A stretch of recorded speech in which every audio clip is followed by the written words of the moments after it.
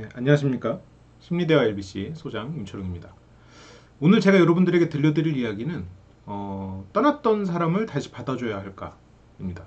그냥 쉽게 생각하면 연인 간의 이야기로 들릴 수도 있는데, 우리가 친구 간에도, 혹은 뭐 회사에서 내가 어떤 직원을 고용했을 때, 아니면 내가 어떤 사람에게 심리적으로 배신을 당했을 때, 진짜로 뭐 사기를 당했거나 이제 그 정도까지는 아니겠지만, 내가 심리적으로 배신을 당했지만 내가 마음이 그 사람한테 약간은 아직 남아있는 그런 상황도 있기도 하고, 아니면 뭐 좀 완전히 관계를 끊기가 어려운 사이일 수도 있겠죠. 이런 경우에 참 많이 고민이 되죠. 뭐 예전의 생각도 나고, 그리고 새로운 인연을 만들기보다는 기존의 사람과 다시 만나면 좀 편할 것 같은 생각도 들고, 여러 가지로 장점이 있을 거라고 생각이 들기도 합니다. 그래서 이런 거에 대해서 제가 상담을 좀 많이 해드렸고, 또 이 반대편으로도 좀 상담을 많이 해드렸잖아요. 이제 그 마음이 떠난 사람의 마음을 다시 돌리거나 그 사람이 다시 나에게 돌아오게 하는 방법들도 제가 상담을 많이 해드렸었는데, 이거에 관련해서는 제가 오늘 좀 재밌는 자료를 가지고 왔어요. 뭐 100% 일치한다는 아니겠지만 이거의 어떤 은유, 메타포를 좀 찾을 수 있는 부분일 것 같은데, HBR, 퇴사자 비교 연구를 갖고 왔습니다. 제가 이제 하나 차근차근 보여드릴게요. 그 2019년이니까 얼마 안 된 연구예요. 이 연구는 한 3만 명 정도, 미국에서 연구를 하긴 했는데 3만 명 정도 되는 노동자를 대상으로 한 연구입니다. 갑자기 웬 기업 얘기, 경영 얘기를 하고 있어. 잠깐만 들어보세요. 뭘 했느냐? 이걸 했습니다. 세 그룹으로 비교를 했어요. 재입사자, 이게 한번 떠났던 사람이죠. 무언가 나에게 배신을 했던, 혹은 내가 배신이라고 느껴질 만한 행동을 했던 그 그룹이 하나가 있습니다. 그리고 외부 직원 채용, 그리고 세 번째는 내부 직원 승진이에요. 지금 제가 하려는 말을 뭐 이미 눈치채신 분들은 있겠죠. 자, 그럼 여기서 한번 생각을 해보자고요. 교육훈련비, 이 사람들을 생각해보면 재입사자는 솔직히 교육훈련비가 아무래도 좀 덜 들겠죠. 근데 내부 직원이나 외부 직원은 좀 들어요. 그래서 재입사자는 이게 A가 좋은 거예요.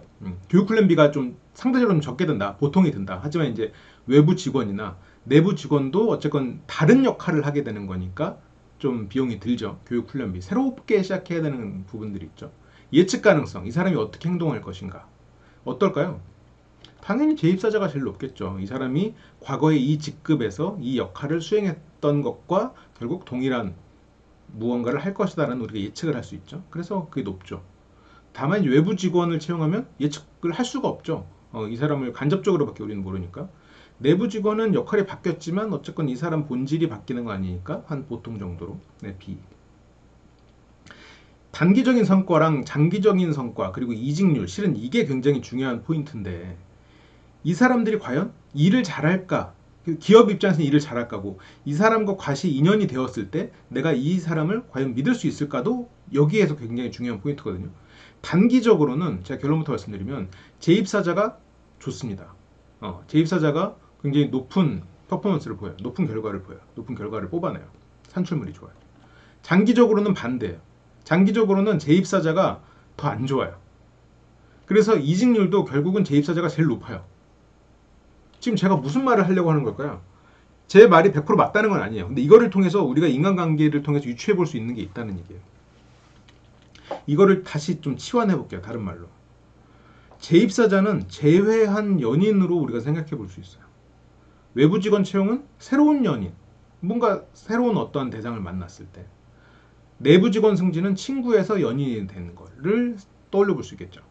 왜냐면 이제 내부 직원을 승진시켰던 건 내부의 직원이 이 사람이 뭐 팀장이 됐거나 하는 거니까 다른 역할을 수행하게 된 거잖아요. 이제 그렇게 생각을 해볼 수가 있겠죠. 그렇게 생각하고 다시 한번 이 표를 좀 보세요. 그러면 어떤 느낌이 드는지. 재회한 연인하고는 다시 뭔가 진도를 나가거나 아니면 뭔가 그들 어떤 추억을 쌓아가는 데 있어서 뭐 시간이나 아니면 여러 가지 에너지가 덜 들어요. 그게 교육훈련비 개념입니다. 근데 새로운 사람을 만나거나 아니면 과거의 친구였다가 연인이 되는, 뭐 지인이었다가 연인이 되는 걸 수도 있겠죠. 그런 사람들은 이 첫 번째, 이 부분에 대해서 좀 많이 에너지가 쓰여요. 꼭 여기서 뭐 교육훈련 비 해갖고 돈이라고 생각되지만 꼭 돈은 아니고요. 돈인 포인트도 있겠지만 어쨌건 내가 더 에너지를 쏟아야 돼요. 예측 가능성은 당연히 그렇죠. 제외한 연인은 이 사람이 어떻게 행동할지 알아요. 이게 장점이 있고 단점이 있는데, 장점은 내가 이 사람에게 어떤 걸 조심해야 되는지, 이 사람은 나에게 어떤 실수를 할 수도 있는지 미리 대비할 수 있다는 장점이죠. 그렇게 보면 장점이죠. 예측이 가능하니까. 근데 단점은 그만큼 사람이 바뀌는 건 어렵다는 얘기이기도 해요. 그래서 재회한 연인은 예측 가능성이 높고, 새로운 사람한테는 당연히 예측하기 힘들겠죠. 이 사람이 어떤 내면의 트라우마가 있는지, 어떤 슬픔이 있는지, 어떤 욕망이 있는지 전혀 모르잖아요. 친구도 알긴 알지만 이 사람이 연인으로서의 모습은 모르는 거죠. 그래서 뭐 새로운 사람보다는 조금 낫지만 그래도 예전에 사귀어봤던 사람과는 또 낫다. 근데 이 단기 성과와 장기 성과를 이제 어떻게 봐야 되느냐. 제외한 사람을 만난 그 시점에는 더 좋아요. 더 좋을 수 있어요. 더 편하죠. 물론 뭐 설렘을 기준으로 하지 말고 뭔가 연인으로서 어떤 거 서로에 대해서 익숙하고 이러니까 더 다시 재회했을 때 재회한 만큼 좋겠죠. 그런데 시간이 길어지면 헤어진 이유가 다시 드러나기 시작해요. 그래서 장기 성과는 오히려 더 떨어지는 거예요. 물론 이거는 어쨌건 통계적인 개념입니다. 통계라는 건 100명이 모두 다 이렇다가 아니라 100명을 기준으로 했을 때, 물론 뭐 100명이 꼭 기준은 아니지만 그랬을 때 이런 성향이 가장 두드러진다라는 얘기예요. 그래서 나는 아닌데요? 그런 말은 할 필요가 없는 거예요. 이게 전체적인 거니까. 그래서 이직률을 뭘로 보면 될까요? 헤어지는 거, 이별하는 비율, 다시 이별하게 되는 거. 그래서 여기에서는 이제 그 이직률을 제외한 연인이 어떻게 보면 다시 이별할 가능성이 다시 가장 큰 거죠. 왜냐면 이별했던 이유가 완전히 사라지는 경우는 많지 않아요. 그거를 참을 수는 있거나 아니면 내가 성숙해져서 그거를 좀 넘길 수 있는 그런 과정을 거치면서 서로가 좀 될 수는 있어도, 그리고 새로운 연인과 친구의 연인 이런 부분은 조금 어떤 포인트가 있냐면, 새로운 연인과 이별하는 거는 뭐 그냥 보통의 이런 평균적인 이별을 따른다고 가정했을 때, 친구에서 연인이 된 건 왜 이별 확률이 낮으냐, 그만큼 친구에서 연인이 되는 과정을 신중하게 결정하기 때문이다라는 얘기가 될 수도 있어요.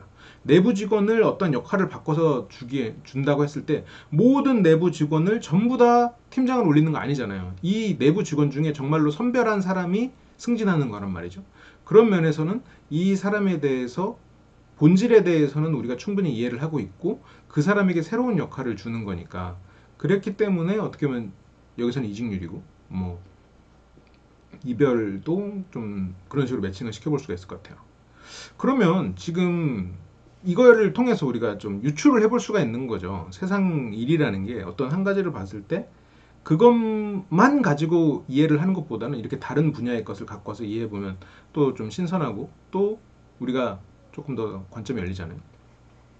어쨌건 그래서 그러면 이게 왜 어렵냐, 이 제외한 사람을 만나면 왜 어렵나 하고 생각해보면 무엇을 극복해야 되는 것도 직결되는 문제예요. 우리가 재회를 한 사람과 결국 이별하게 되는 과정에서는 우리가 재회를 결정한 순간 할 수 있을 거라고 생각했던 것을 지속하지 못하기 때문이거든요. 그게 상대든 나든. 다이어트에 실패하는 이유와도 똑같죠. 다이어트를 결심한 순간에는 잘할 수 있을 거고 내가 참을 수 있을 것 같지만 정말로 배고픈 상황이 됐을 때는 내가 폭발해버리죠. 이성을 잃어서 음식을 폭발적으로 먹는 거죠. 그게 어떻게 보면 우리는 이제 감정하고도 연관되어 있는 거죠. 감정을 그런 식으로 좀 비유해서 생각해 볼 수 있어요. 이게 완전히 뭐 똑같다는 건 아니에요. 이 부분에 대해서는 저도 책에서 좀 길게 써놨기 때문에.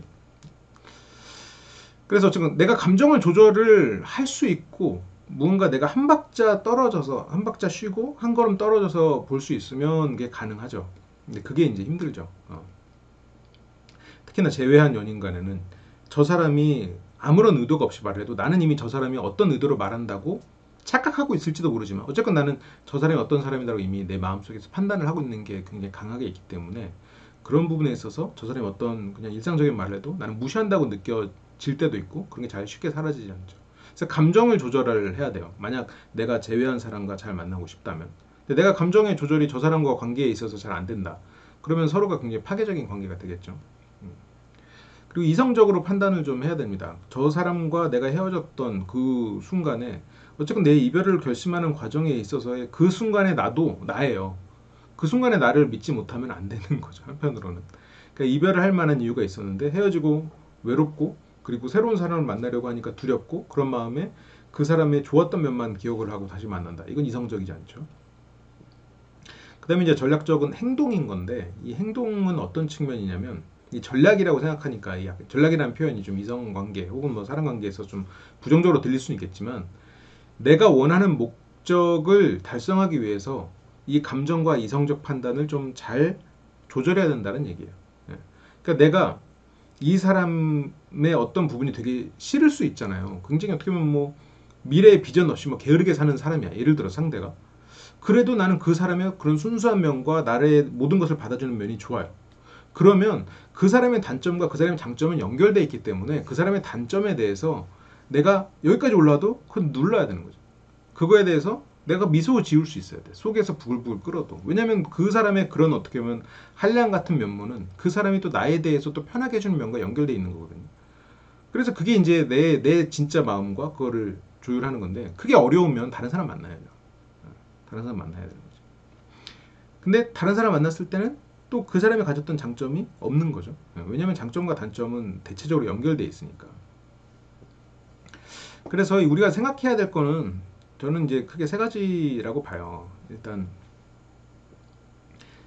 이 우리가 이제 어떤 사람과 이제 헤어질 때 어떤 아니면 어떤 재회를 할 때 이거는 뭐 앞에서처럼 이미 헤어진 사람을 다시 받아줘야 될까 이 얘기를 좀 떠나서 우리가 이제 이별과 혹은 뭐 회사에서의 그런 퇴사 아니면 내가 어떤 사람과 나를 배신했던 사람에 대해서 어떻게 생각할까 내가 그 사람을 어떻게 대할까 이런 걸 생각해 보면 우리가 이제 내 회사에 있다가 다른 회사에 취업이 됐다고 당일 통보를 하고 떠나버리는 그런 경우도 있죠. 저도 사업을 할 때 제가 정말 너무너무 아끼던 친구가 있었는데 그런 식으로 나를 떠났던 적이 있었어요. 나의 후배기도 했었고 너무너무 아끼는 사람이었는데 진짜 그날 정말 너무너무 괴로웠죠. 근데 웃으면서 그래 좋은 회사길 바란다라고 하고 정리를 했죠. 근데 그 친구가 그 회사를 갔는데 좋지가 않았어요. 그래서 그 다음 해인가 다시 돌아왔죠. 그래서 자기 역할을 충분히 잘 수행을 해줬거든요. 그러니까 이게 한번 떠났던 사람은 결국 다시 떠나요. 결국 그런 생활을 패턴을 반복하는 건 사실이에요. 그리고 그 친구가 어쨌건 나중에는 결국 자기 살 길을 찾아서 뭐 떠났죠. 당연히 떠났죠. 뭐 회사에 뭐 평생 직업 아니니까 평생 직장 아닐 수 있으니까. 그래도 어쨌건 그 친구가 회사에 있었던 동안에는 그만큼 자기 역할을 열심히 수행을 해줬죠. 그래서 지금도 연락을 하고 친하게 지내요. 예, 필요할 때 뭐 도움도 요청할 수 있고 질문도 하고 나중에 뭐 2년이 닿으면 뭐 같이 책도 한 권 내보자 뭐 이런 얘기도 하고 왜냐면 그 친구는 이제 통계 쪽으로 굉장히 좀 능력이 높은 친구니까 그래서 이런 걸 생각해야 되는 거예요. 내가 어떤 이성과 이별을 할 때도 저 사람은 악당, 저 사람을 뭐 내가 죽이지 못해서 내가 저 사람과 같은 나라에 살 수 없다, 혐오한다 이렇게 되면 이게 실은 이게 뭐 인간 세상이 좁진 않아요. 되게 넓어요. 같은 직종에서는 좁을 수 있겠지만 이별을 저는 굉장히 많이 했지만 뭐 여러분도 많이 하셨겠지만 그 헤어진 사람을 길에서 만난 적은 거의 없습니다. 딱 한 번 있네, 딱 한 번. 뭐 같은 학교만 몰라도 이미 이별한 사람 그 뭐 그래서 뭐 그 사람 다시 안 볼 사람이다 이렇게 생각하고 막대하기에는 그렇지만 그 사람과 이별하면 남남이지만 그럼에도 불구하고 인간관계라는 건 어떤 식으로든 다시 이어지고 어떤 식으로든 좀 시너지가 날 여지가 있거든요. 그래서 뭐 헤어진 사람과 연락을 계속 이어가라 이건 아니고 정리할 거면 좋게 정리하는 게 좋다라는 거예요. 그래서 인간사의 이런 인연들을 좀 생각해 너무 제가 꼰대 같은 말을 하네요. 근데 어쨌건 제 경험상 나쁘게 마무리를 해서 좋진 않더라고요.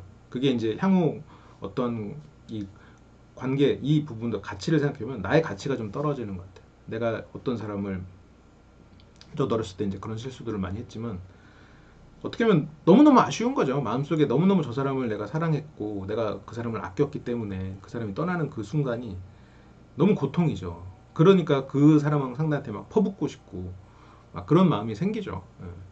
근데 그거를 인내하고 그 상대를 배려하는 게 실은 나에 대한 배려가 되더라고요.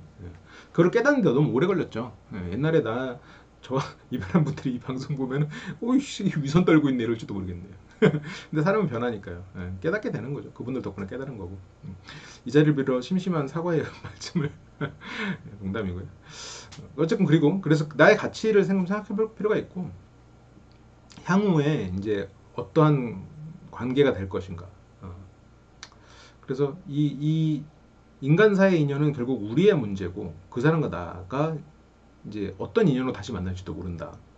안 만날 수도 있겠지만 내가 어떤 인간으로서 나의 가치를 생각하면 그런 부분에 있어서 좀 좋게 마무리를 짓고 그리고 다시 그러니까 그 사람 안 받아준다고 가정해도 그 사람한테 너는 나한테 돌아와서 나쁜 짓을 할 놈이야 라고 상대한테 말할 필요 없는 거야. 내가 그렇게 생각한다 할더라도 그냥 좋게 굉장히 제안은 고맙지만 내가 지금 아직 좀 이 상처가 아물질 않아서 뭐 그렇게 말할 수도 있겠죠. 똑같은 거절이어도 내가 어떤 문제가 있어서 이렇게 하면서 말할 수 있겠죠.